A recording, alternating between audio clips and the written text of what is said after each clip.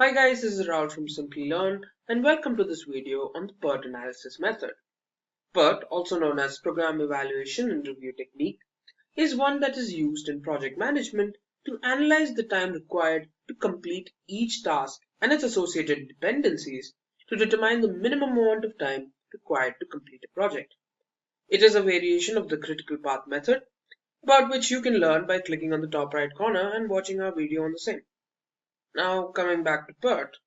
PERT requires 3 time estimates: the optimistic time, pessimistic time, and most likely time. Now the optimistic time, which is represented by the letter O, is the minimum possible time required to complete a particular task. This is assuming everything goes better than you expect. The pessimistic time, represented by P, is the maximum possible time required to accomplish a particular task. This is assuming everything goes wrong, not counting catastrophic failures. And finally, we have most likely time. Now, this is the best estimate of the time required to complete all the tasks. This is assuming everything is going normally. Now, to understand the PERT method, you'll need to understand 2 major concepts and how to draw the network diagram. Now, we'll understand this better by drawing a network diagram. So, a network diagram is the final output of the PERT analysis method. So let's draw one of those.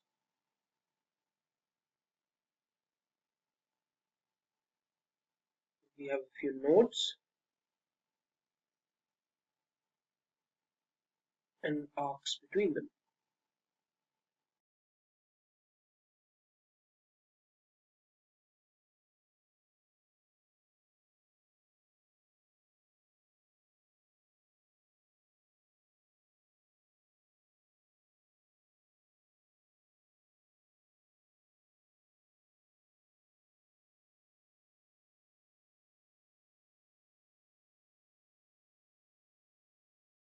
So the 2 major components that you need to understand are events and activities. Events are represented by a circle and will occur at the start and end of each activity. Here, as you can see, it's 1, 2, 3, 4, and 5. These are the events. Now, in the case of 1 and 2, 1 is known as the tail event, and 2 is known as the head event. So what are A, B, C, D, and E? These represent activities. Now, activities are an action that causes the consumption of a resource like time, money, or energy, all of which is required to complete the project. So this PERT diagram is a combination of events and activities. There are also certain other things you need to know before you can start drawing your own network diagram. Firstly, that the network needs to have its own unique starting and completion node. Now, if you have a look at this network, you can see there's only a single starting node, which is node number 1, and a single completion node, which is node number 5. Next, no activity should be represented by more than one arc in the network, which also means that no 2 activities can have the same starting node as well as ending node. As you can see here, we're making sure these rules are followed. And finally, there's this thing known as dummy activity. Now, this is used to establish a relationship between different nodes or different events. Now, it's represented in this way. Let's draw that. It is represented by a dotted line connection between 2 nodes. Now, this means there is a relationship between them, but the activity that takes place between them has no value. So, the value in this case will be 0. So now that we know about what the PERT diagram looks like, let's go into the PERT analysis method. Let's understand by having a look at a question. So here we have the question. In this one, first we'll need to draw the network diagram, determine the mean and variance, and finally the critical path and the total estimated time. Now we'll go through this one by one. So let's talk about how we can draw the network diagram. So if you've seen our last video on CPM, which is very similar to how PERT works, at least in this regard, we'll first have to look at only the activities and their immediate predecessors. So first let's have a look at activity A.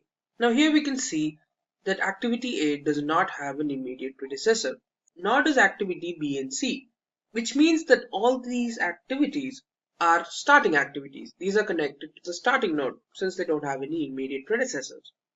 Another thing that needs to be noticed is that activity A also acts as the immediate predecessor for activity D, something that will come to use very soon. First, let's draw activity A.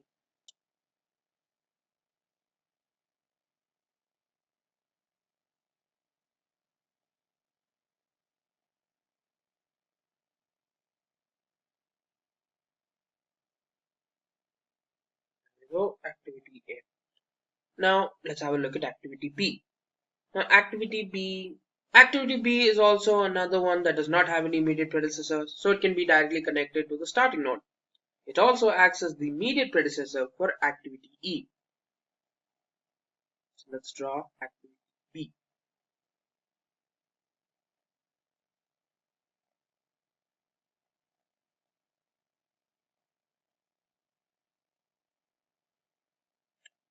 Now for activity C. Again, it's very similar to activity B. However, activity C also acts as the immediate predecessor for activities F and G. We'll see how that comes into play very soon.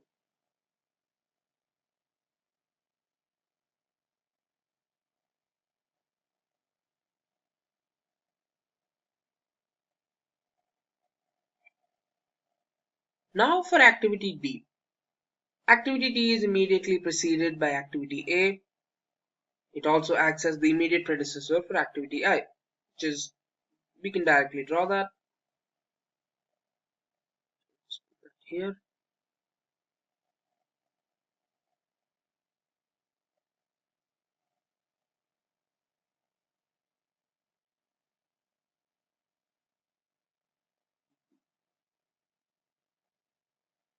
Right? Now for activity E. Activity E is preceded by activity B.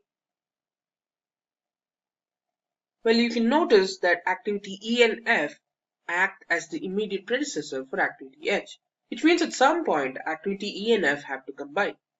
So now let's start by drawing activity E.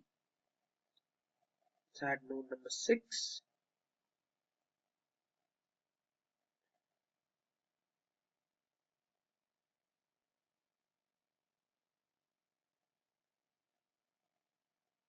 Activity. Now for activity F. Activity F is preceded by activity C, while at the same time both E and F act as immediate predecessors for activity H, which means these need to be combined. So let's connect the nodes 4 and 6.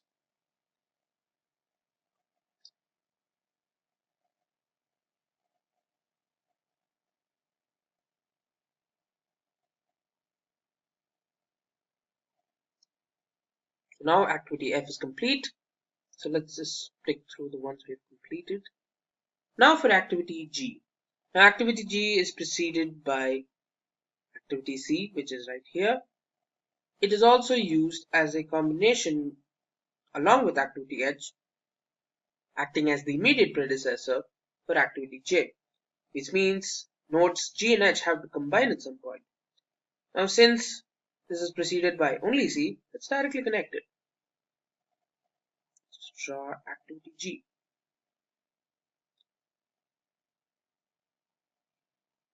G, pick up here and 7.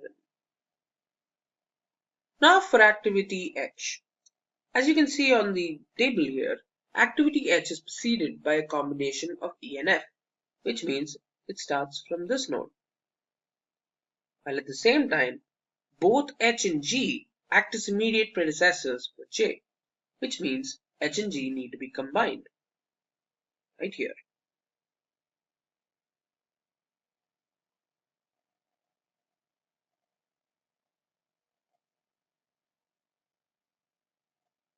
H is complete. Now for activities I and J. Now if you have a look, actually, none of these are immediate predecessors for any other activity, which means they connect to the final node. So let's connect activity I to the final node, which is node number 8.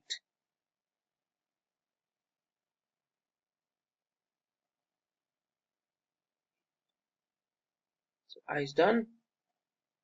And J, which is preceded by H and G, so we can directly connect it.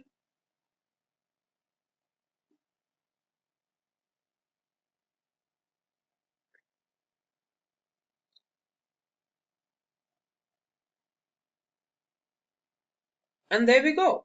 We've completed our network diagram.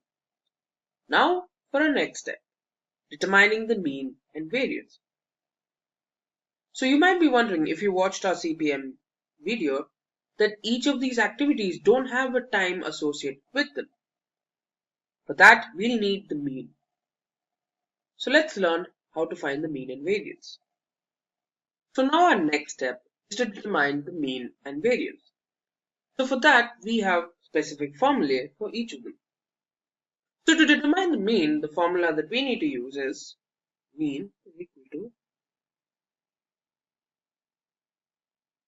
the optimistic time plus 4 times the most likely time plus the pessimistic time divided by 6. So let's have a look at the mean of each of these activities. So for activity A, that would be 6 plus 4 times 7 plus 8 divided by 6. 28 plus 6 plus 8, which is 42, which means divided by 6, and we have 7. So our mean here is 7. Let's find out for B. That would be 3 plus 20 plus 7, which is 30 divided by 6, 5. Let's write that down. Then we have C, which is 4 plus 28 plus 10 divided by 6. Then for activity C, we have 4 plus 7 4s are 28 plus 10 divided by 6, which is 42. 42 divided by 6, we have 7. Write that down. Now for activity D, that would be 2 plus 12 plus 4 divided by 6, 3. Now for activity E, we have 3 plus 16 plus 11, which is 30. So that's 30 by 6, 5. Write that down. For activity F, we have 4 plus 32 plus 12 divided by 6, 48 divided by 6, so 8. For activity G,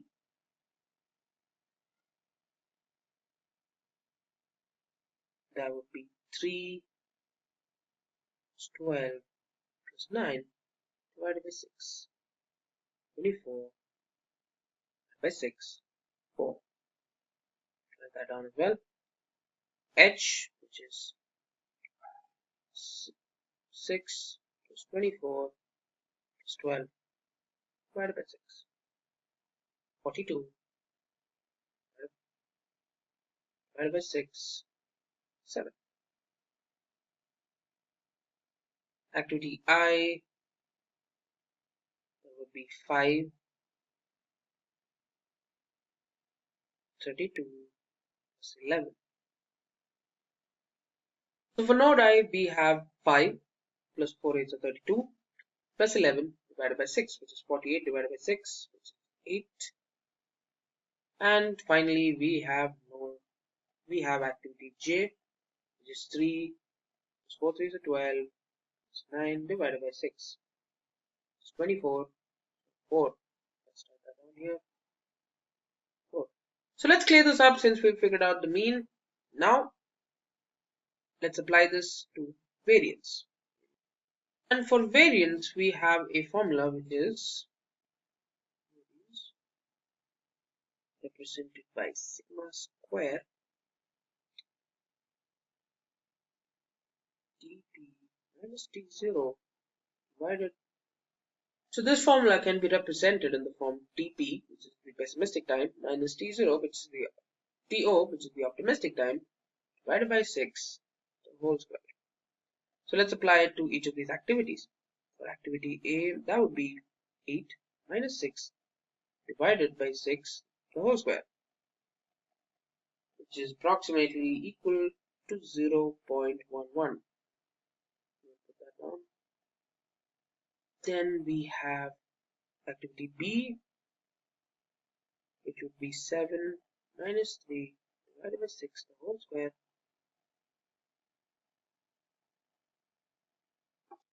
Now for activity E, that would be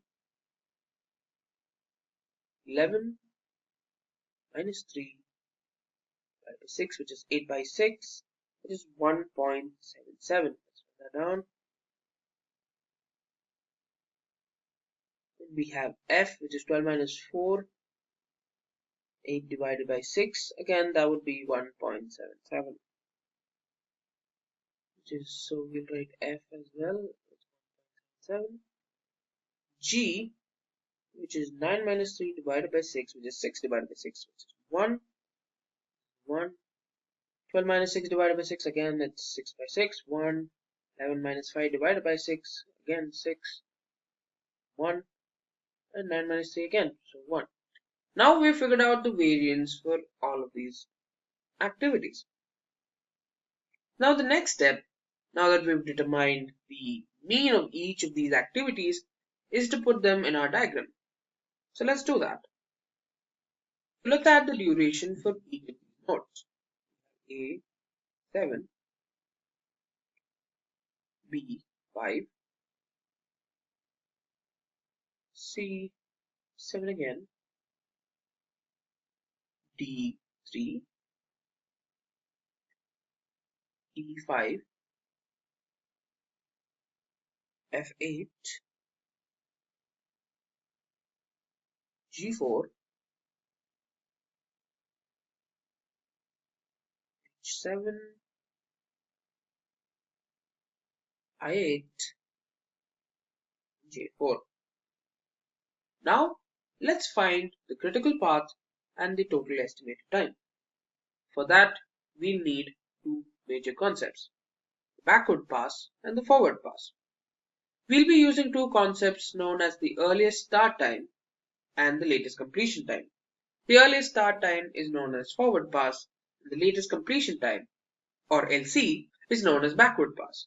So let's have a look at how we can determine the earliest start times for each of these nodes. So first we'll need to draw two boxes for each of these nodes. Let's draw that first.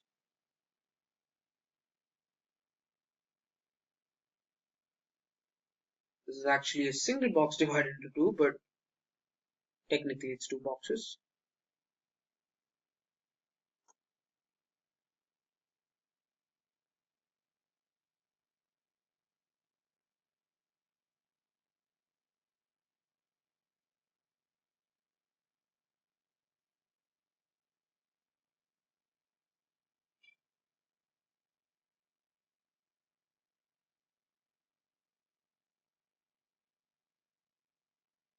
So there we go, every node has two halves associated with it.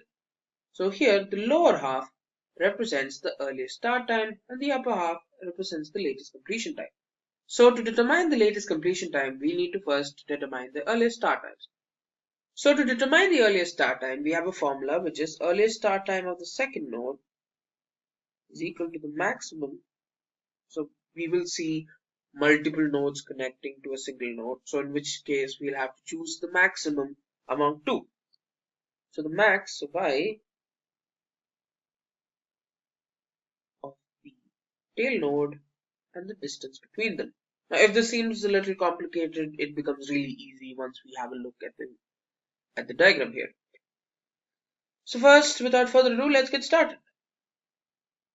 So for node 1, by default, it is 0. So we can just put that as 0. Now for node 2. So that would be, since there is only a single direct connection to it, we'll just need to choose 0, which is the earliest start time of the previous node, node 1. Now when it comes to the earliest start time for node 4, we can see that the earliest start time of the previous node, which is node 1, is 0, and the distance between them is 7.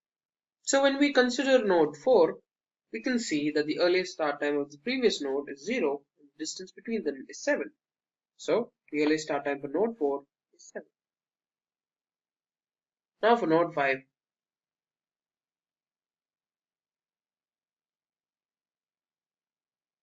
that would be the previous node is 7, and the distance between them, the earliest start time for the previous node, which is node 2, is 7, and the distance between them is 3. So the earliest start time for the fifth node is 10. You notice that we've not used the max or the maximum between two values as of yet, because none of these nodes have multiple connections coming towards them or going from them. We'll have a look at the next one, which is the earliest start time for node 6. Now in this case, if you have a look at the diagram, you have two nodes connecting to it. So we'll need to choose the maximum among the two. So our options are earliest start time of 3, which is 5, plus the distance between them, which is 5, 10 basically, or 15, which is earliest start time of 4 plus 8, with distance between them, 15. So we'll choose 15 since we have to choose the maximum.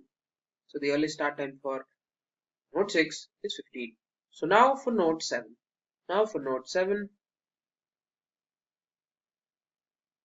Again, we have two options to choose from since there are two connections coming towards it. We have 15 plus 7, which is 22, or we have 7 plus 4, which is 11. So considering we need to choose the maximum of the two, which is 15 plus 7, or 7 plus 4, we'll choose 15 plus 7, which is 22. Let's write that down. And finally, for the 8th node, which is going to be either the earliest start time for node 7, 22, plus 4 is 26, or earliest start time for node 5, which is 10, plus 8, which is 18. Obviously, we need to choose the largest among the two, so let's choose the connection between node 7 and 8, which will make the earliest start time for node 8 26. Let's write that down. So now we've determined or we've completed the forward pass. Now let's find out how to complete the latest completion time. So when it comes to determining the latest completion time, we need to move backwards from node 8, which is why it's called the backward pass. So to determine the latest completion time, we have a formula again. So the latest completion time of the tail node is minimum among the options available. The latest completion time of the head node minus the distance between them. Again, if this seems confusing, we'll just have a look at an example and everything will be cleared up. So let's start from node 8. The latest completion time for node 8 will be equal to its earliest start time, which is 26. So let's write that down.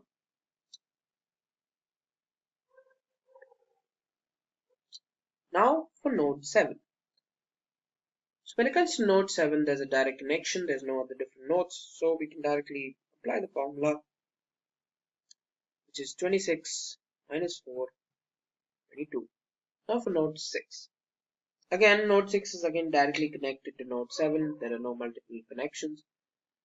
So for node 6, we can apply the formula 22 minus 7 is 15.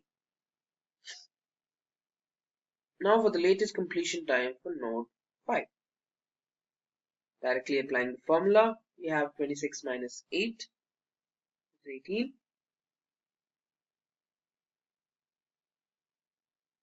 Let's write that down. So the latest completion time for node 5 is 18.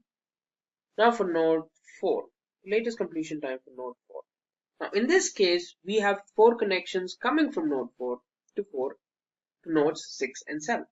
So we need to choose among the minimum the two options available. So for this, we have the minimum of either 15 minus 8, which is the latest completion time of node 6 subtracted by the distance between the two, which is 7, or 22 minus 4 is 18, which is 18. So since 7 is the lesser amount, the latest completion time for node 4 is 7.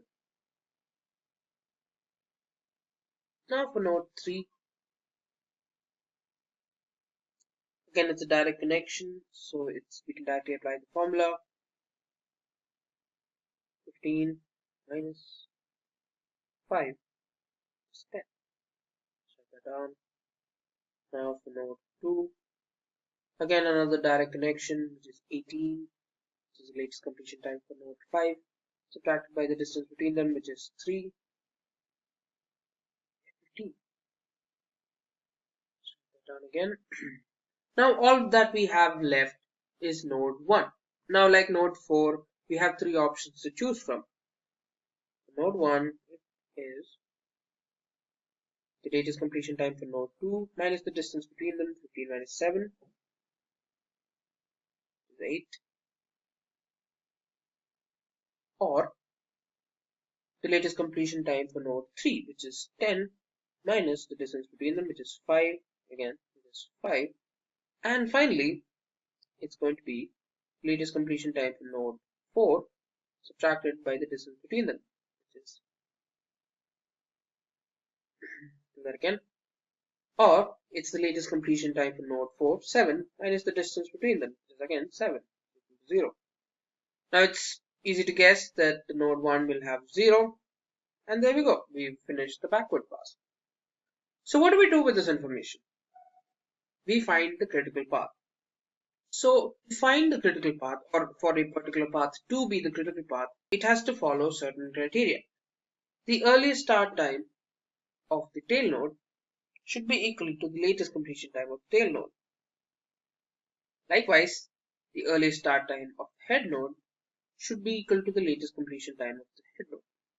If you have a look at the network diagram, we already know which ones are going to be part of the critical path.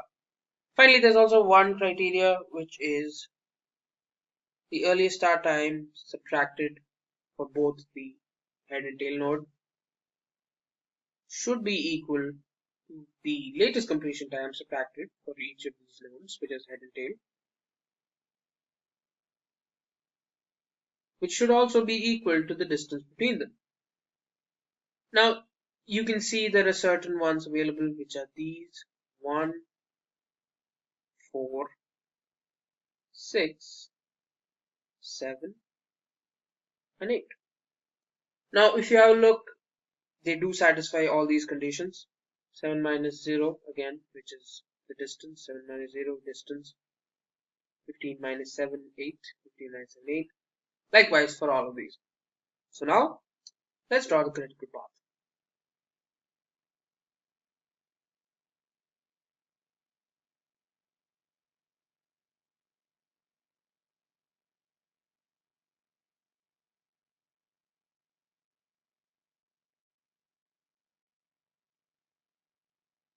And this is the critical path, which is C, F, H, and J. So the total estimated time can be calculated by adding the duration for each of these activities. It is 7 plus 8 plus 7 plus 4, which is 26. There we go, we've determined the estimated time. And there we go, we have completed the PERT method. And with that, we've come to the end of this video as well. I hope you guys found this video informative and helpful. Don't forget to check out our other video on the critical path method. Thank you for watching, and stay tuned for more from Simplilearn. Hi there, if you like this video, subscribe to the Simplilearn YouTube channel and click here to watch similar videos. To nerd up and get certified, click here.